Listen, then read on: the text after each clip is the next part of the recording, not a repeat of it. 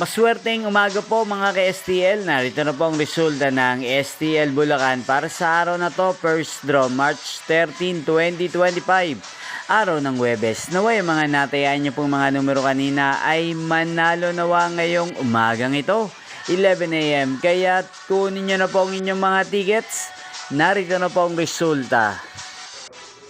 Ang mga numerong nanalo sa STL Bulacan ngayong umagang ito, March 13, 2025, 11 AM. First draw result, 32 at 7 in exact order. Sa lahat po ng tumaya kanina sa STL Bulacan para sa first draw ng 32 at 7, congrats po sa inyo, panalo po kayo. Again, 32 at 7. At ngayong umagang ito sa STL Bulacan, atin pong i-shoutout si Kuya Prince ng Bulacan na lagi pong nanonood din sa channel na to. Shoutout po sa inyo, Kuya Prince.